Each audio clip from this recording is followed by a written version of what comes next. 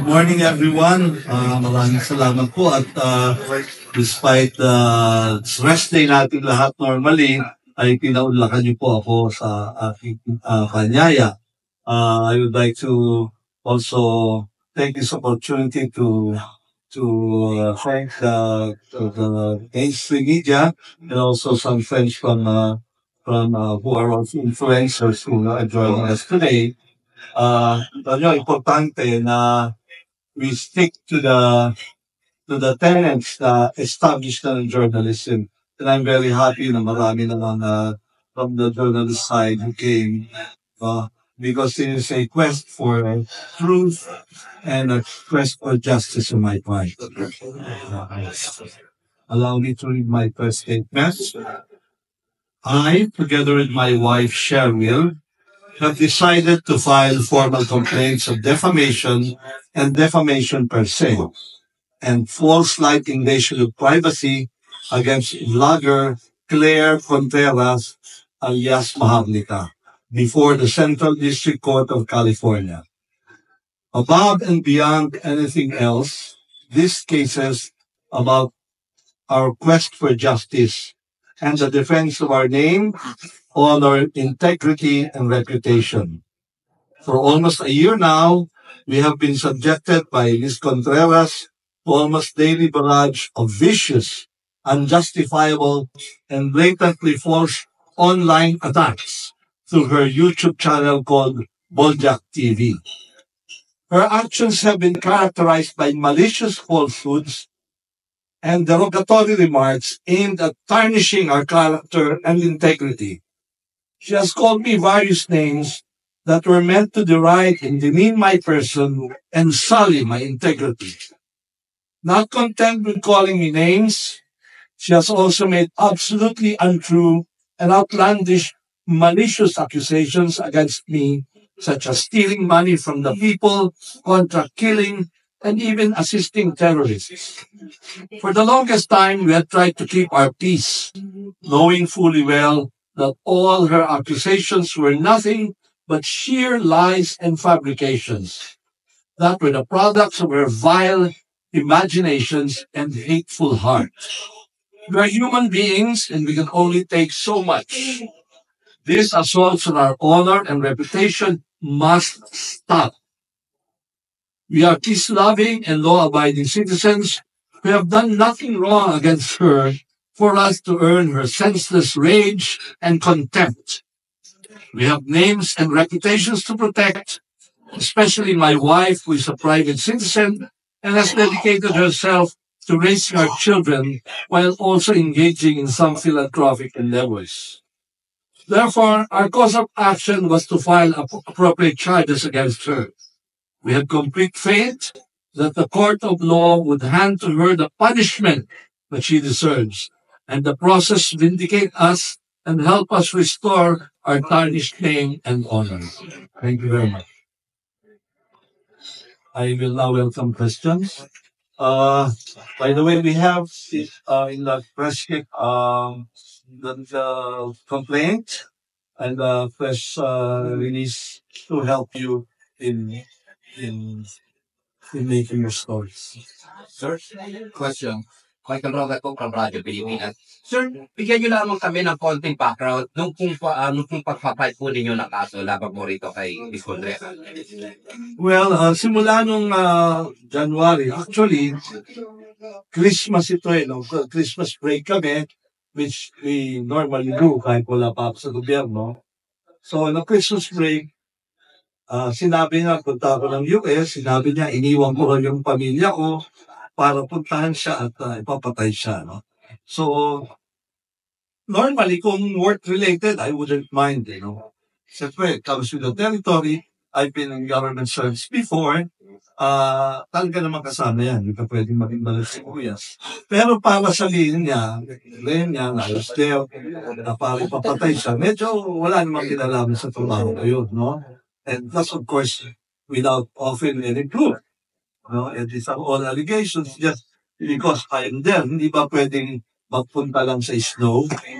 Di ba pwedeng, I mean, it's just there. It was like as if that was my only purpose, no? So, ganun. So, this is very sad. Sabi ko nga, hindi ganito mo ang Pilipino eh. Pagkahalan po tayo eh. We respect. Respectful in anything.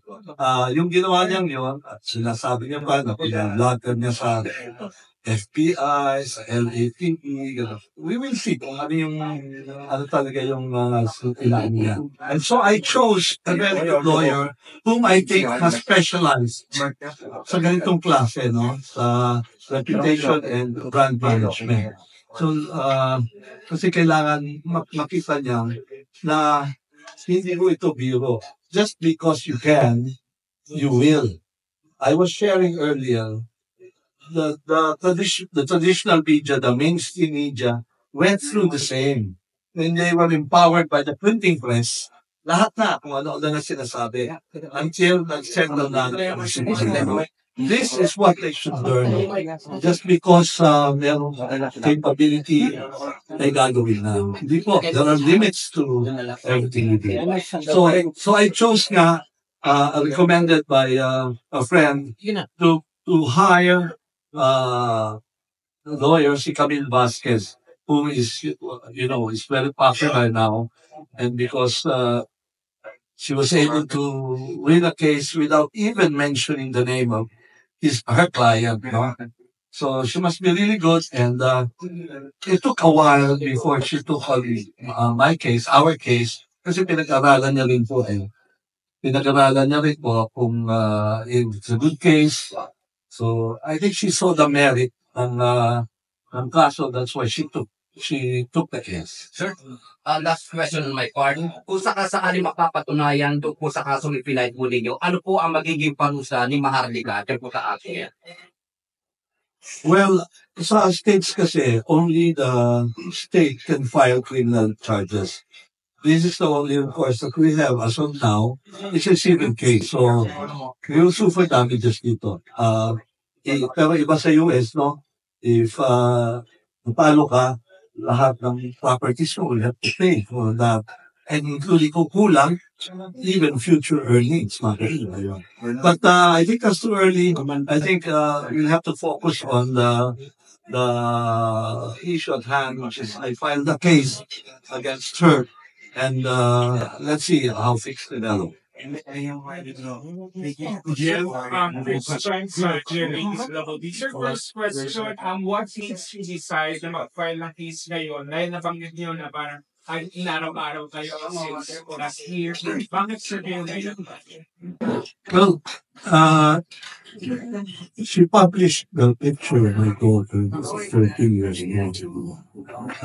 Among other things, but I think that brought the comments back, no? Walang ganun lang, di ba?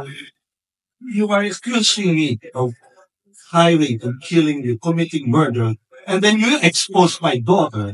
Pag naging victim ng hate crime ang anak ko, I don't know. Ano yan? Ano ba klase yan? Walang kinalaman yun. They were there on a holiday. And then, para lang content, no? So, I think, at hindi lang yan, no? I think all the reputations, kasi sinuruan ako ng tatay ko na di ba din nang mawala ang yaman, huwag lang ang nalang, no? So, importante sa akin yan, no? Na ipaglaban ito sa paraan ng hindi ng paraan na ginamit sa akin. In the most civil way that I can imagine. No? So, we'll have to respond on the right response. No? Pag binato ka ng bato, hindi pwedeng bato rin. No?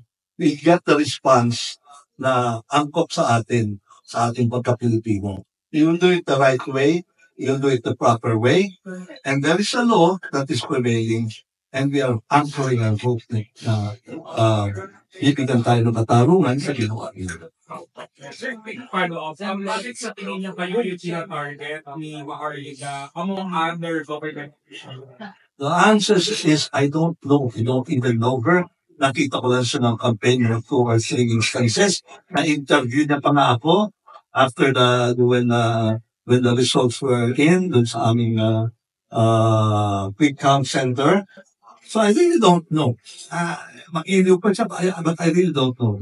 I just met her nung towards malapit sa eleksyon.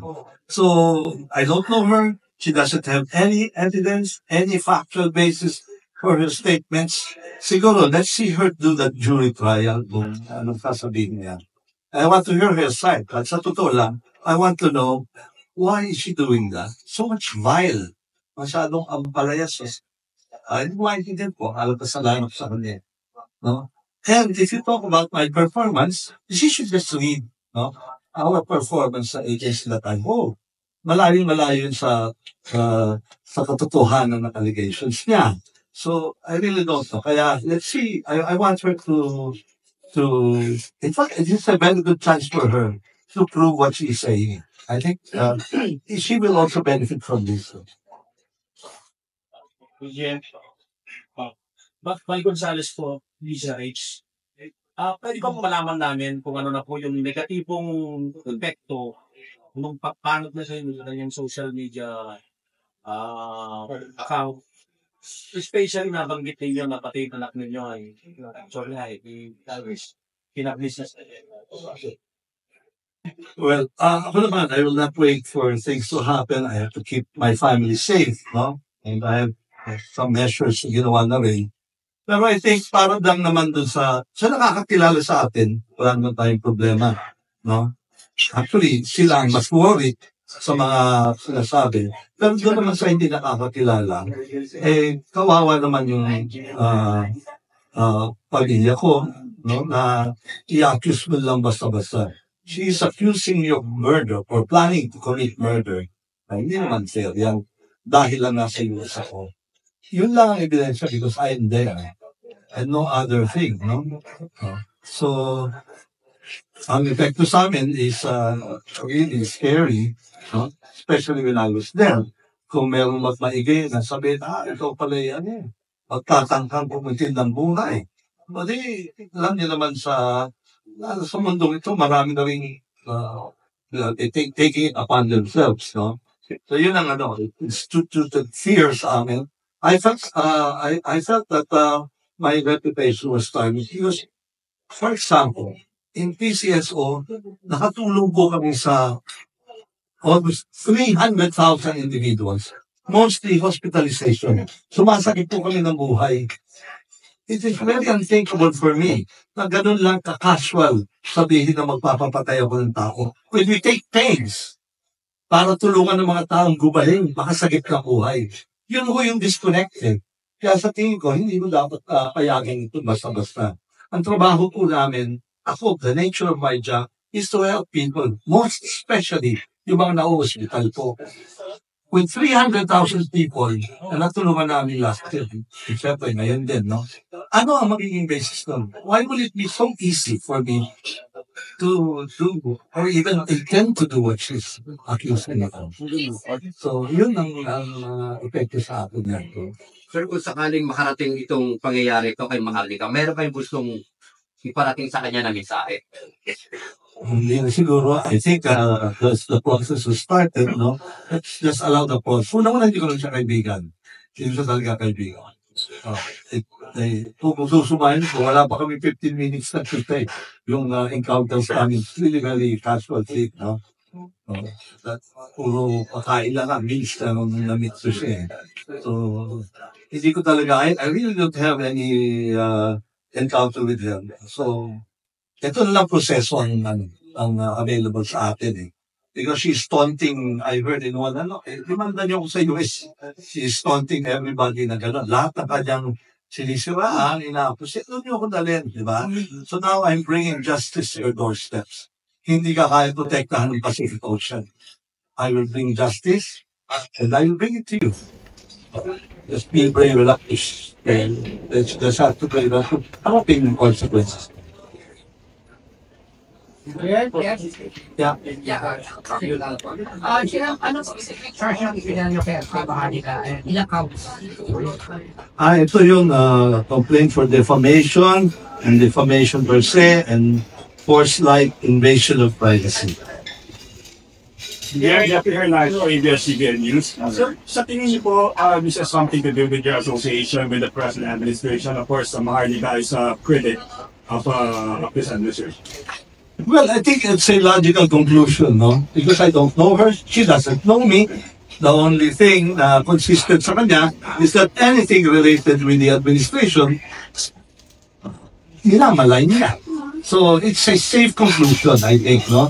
Hindi kailangan na masyadong to be a rocket scientist to arrive at that conclusion.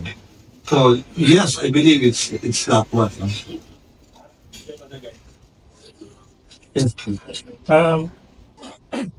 Sinasabi ka sa mga company na Maharlika, The organization, please. vlogger JDB Comments Pro Filipino. Sinasabi ng kampo nila, the person behind this action is First Lady Lisa Marcos. Any comment on that, sir? What actions? My action? Yeah. I mean, again, anong basis? I want to know. This is all about accusations without basis. Eh.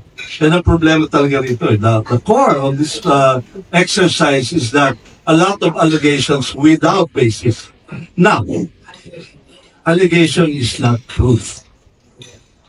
You can have 1 million allegations with not an iota of proof, then ang hindi yun ang hinahanap natin. So, I don't think I can comment on that kasi ako ang mag-provide na proof. Hindi naman siguro tama yun. So, I am here on my own time. Sunday po ito. And I have not seen the name of the First Lady here. And we're here. Does it answer? Yes. DK Sarate po, Kabante Radio. Kung sakali mang makarating na sa kanya ito nasasampa ng kaso at may pag-ugnayan sa inyo, mag-sorry, may chance ba na magbago pa yung indisyon sa pagsampa ng kaso?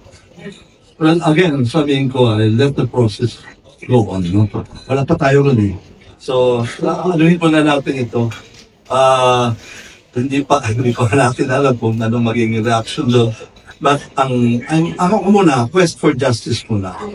Diba? Dapat naman magkaroon ng katarungan. You don't just do something without facing the consequences of your action. Diba? For every action, there is a reaction. So we have to be responsible. And right now, what I want is justice. There's been a wrongdoing done, and I want this corrected. Yeah, just for the ABS-CBN News. Sir, I'm sorry to ask a bit personal. Kamusta po ang family? Paano po yung message mo ang inyong family? Well, for one, my wife stopped her Facebook account. No? So, mismong buhay niya ay nag-iba na rin. Our security protocol will have to change. No? So, yun yung mga bagay na dahil lang sa unfounded. No? You're affecting people, you're destroying lives. No? Because of an irresponsible statement. Hindi ganyan ang Pilipino, and that's not how to play fair, no? You have to look at people as a person. Hindi ho kami political machine, no? Kung ano lang no? Kung may dangal, ang tingin mo sa tao, may respeto ka, iisipin mo na ito may mga buhay. At ang buhay na ito ay wala kang karapatan i-damage yung buhay na. Sabi mo nga, by alleging that I intend to kill her, and what will stop someone from saying, harm me for that allegation na? O kung sino man, mag-isip na maging magbayani, no? Because she's telling me that I intend to kill her. Diba? So yun naman sasabi ko, you have to respect the person, lalo na kung ang ebidensya mo lang because I was there. No? Hindi naman pwede yun. Wala nang ibang sinabi. All allegations. Ito yung mahirap talaga eh. When allegations were being passed on as proof, magkaibang po ang allegations sa proof. Kaya itong fake news talaga is something very, very prevalent now. Ito ho yung quest namin. Labanan mo ang fake news. Whether you're a traditional media or whether you're a blogger, it all boils down pareho. Ang lamang lang talaga ng traditional media or the mainstream media is that there are levels of control or I say of validation, no? May gatekeepers, no? Kaya nga, Kaya nga may reporter, you have to cover para hindi maging hearsay. Kasi tao namin nandun. He heard it. He saw it. Yun ang malaking pagkakaiba. That's why kailangan cover eh. Hindi naman ho kino-cover basta-basta. But the organization can stand by the word ng tao nila. Hindi, sinabi niya yung nandun ako. Kinover ko nga. May video pa nga eh. Hindi yung video-videohan ha. But merong may proof talaga. And it has to pass on several layers. And I hope the vloggers can learn from that kasi that's the only way to endure it. Credibility is everything. Kaya nga, pati ako yung name, yung tinuro nga sa akin, pawala na ang yaman, naglang ang ngalan. That all boils down to credibility, your integrity. One question, Jeff. Parang dati lang sa news about November 3 sa kaso dito. Do you think this is, since Maharlika is a rabid anti-Marcos critic, do you think this is part of a broader plan to bring down the administration? I don't know her mind. Hindi ko mababasa yun. I can only talk about yung ginawa niya sa akin. Of course, they can plan. Anong gawin nila, they can plan. But sa ngayon, I cannot talk for them. I cannot speak out for them kung anong balak nila. So, but at hand, ito lang inaano ko that I will take action dito sa ginawa niya sa akin. Yan, Hardy Kalalan from Manila Times. Siyang kailang from Manila pa yung duties. And then, sa US Court. Yes. Pwede nito pagdating ng Ortega sa Court. Di ba? Well, because he's a U.S. citizen. I was there when the crime was committed. So, actually, I heard. I was shown the warrant of arrest dito. Wala naman mangyayari. Kaya sa siyo, tinatawanan niya lang yung system natin dito no? So, I think it has to be brought where she will be made responsible sa mga ginawa niya, di ba? Sir, just to clarify lang po, what led her to believe na pinapapanay niyo daw po siya nung pumunta kayo ng Then I pass on the mic to her. No, if you would read yung complaint ko, there's nothing sa videos na pinakita niya. There is nothing. I think except that I am there. No, kung alam ko siya nakatira yan dati. At I know, dapat lumayo na ako eh. No? Pero there is no other reason except that I was there. Yun ang nakita ko See, ang dami, meron daw 1 billion daw unang ang presyo to have her killed, no? 1 billion, bumaba sa 10 million, kinuha raw sa winnings. Again, allegations. Again, allegations. Ganun ka-wild din. You know, I get it. You need views. You need the clickbait. I get that. Pero be ready. Be ready to suffer the consequences of your allegations. Another follow-up. When this harassment, tatanggap ba kayo sa rest for your family kaya nag-decide na kayo kailan dito? Well, yes, actually. Because there are some groups na sabihin, oy, ganyan pala siya pala ganyan, no? So, sasabi ko, ito yung mga taong ito. Pag ito nagbayani, no? Nagbayani, and they think they're doing the country a service, masama yan. So that's bad. You're really threatening talaga yan. GM, aside from Contreras or Maharlika, may iba bang po bang online personalities kahit ang titignan ng legal case? Right now kasi ito, siya yung I think she's the queen of all the queens. Nobody. I tell you, I have been a student of Philippine journalism and media. I've never seen anybody as brazen. Na wala talagang kakurap who will say something without offering any evidence. And then pag nahuli, iibahin na naman agad. Hindi pa nga natatapos yung first allegation, nothing proven na pahiyan, then she was shift to another. So this is the ultimate thing ito. Ultimate ito was never, walang, I don't know, kasi when you say something, you must back up with it. No? Logical yun. Why did you say that? Ito wala, basta sinabi niya, no? And that's it, sinabi niya. O meron siyang, itong ebidensya lagi, puting ahas. Kayo, puting ahas. So, lahat ng source ay puting ahas. No? And then, kaya nga, let's see in the proper court, in the proper forum, tingnan natin anong hawak niya. Baka totoo, never know. I'm sure sa kanyang pantasya, totoo lahat ito.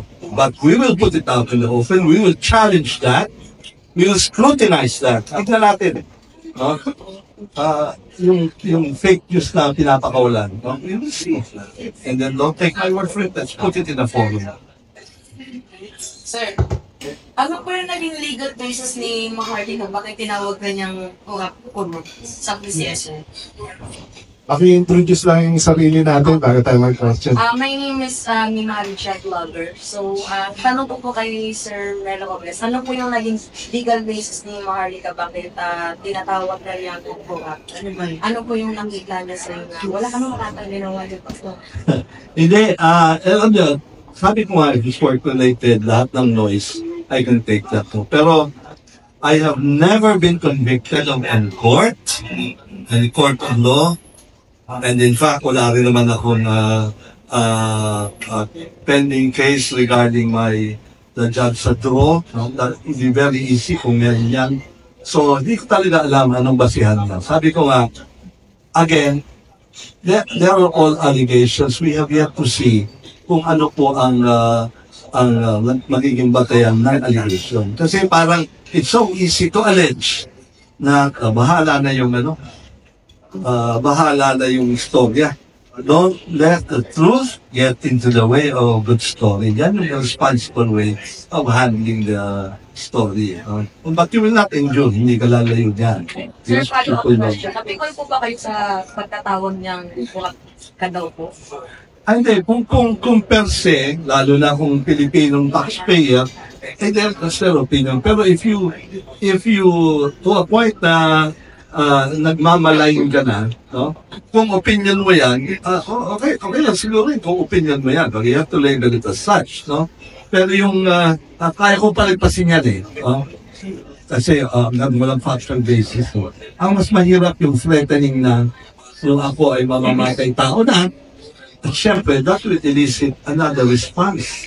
No? Ibang klase, ibang level na ito. So, yan ang tingin ko.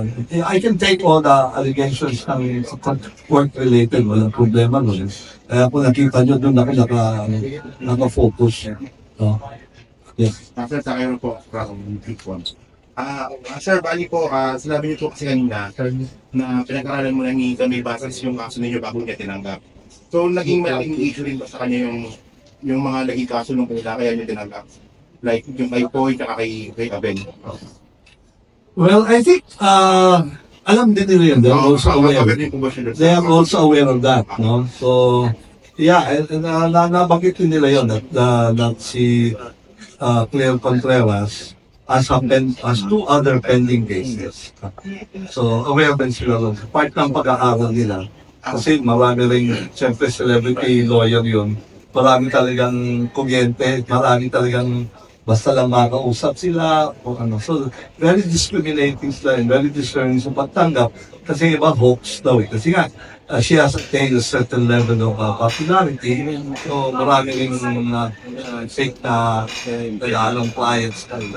So, they really have to spend time. So, February po pa sinimulan yung paghahanap ng lawyer in March. Ngayon na po talaga na-file because we have to be very sure. Hindi naman po ito laro-laro, ito po ay seryosong bagay. So I understand that they have to make it really worthy of my time na pumunta po para sa session. Kung wala na ho, last question pwede? Sir, good morning. Sir, good morning from Chris Ulo YouTube channel.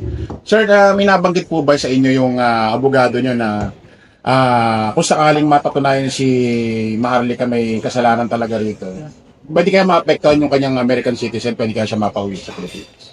Hindi namin napag-usapan yun, pero sa akin kasi hindi criminal. Hindi pa.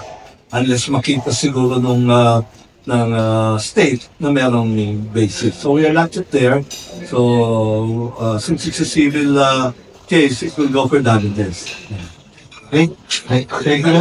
Okay, let's go. Okay, last. Let's start po from YouTube. Ano po yung civil damages mo that you're asking now that you have filed for the case? Are there a certain amount? What Yeah. At this point, we're trying to determine, hindi pa naman daw kasi kailangan sa filing yun. So, determine namin. Lalo na, alam nyo pala sa US, kahit yung, kasi tinanong ko, how do you determine yung damages sa stress? Meron daw dun sa kanila yung naka-quantify. You know? Naka-quantify sa kanila lahat, naka-quantify. So, I think we'll have to use expert witnesses later on. Hindi pa kailangan yun. So, objective to file. Lahat ng bagay nasusukat sa kanila. May paano yun sa kanila. The standards. Okay? Thank you very much.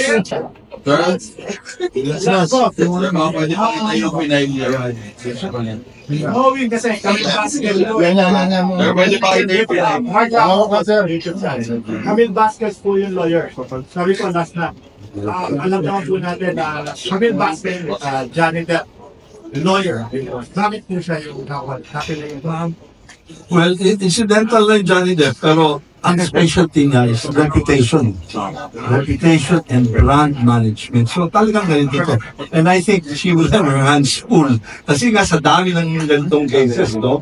Nung kakausap yun, nasa London, nasa New York, talagang lumalagari sa dami ng kaso. And of course, it helped na yung Johnny Depp, talagang malaking bagay yun, no?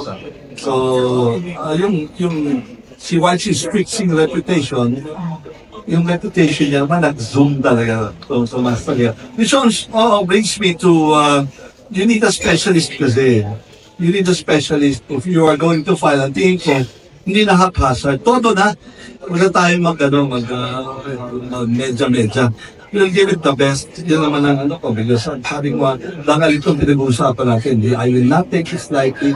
Kahit maubos lahat ng resources mo. Basta get reputation. Sabi nga ni Robert Greene, reputation, guard it with your life. With that, thank you very much. Qualified na yung sinayin niyo, sir. Meron tayong QR code.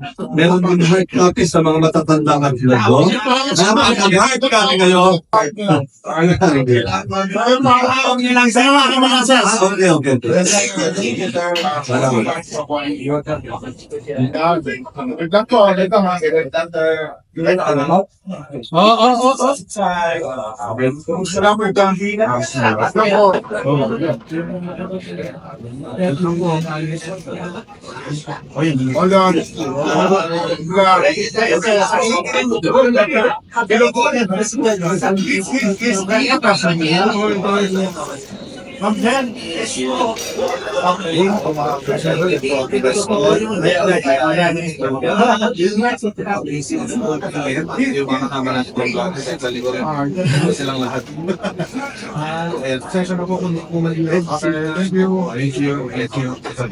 Tuloy na natin yung breakfast lunch. Thank you very much sa inyo lahat. Kayo na gusto ko na. Gusto tayong kundrehan.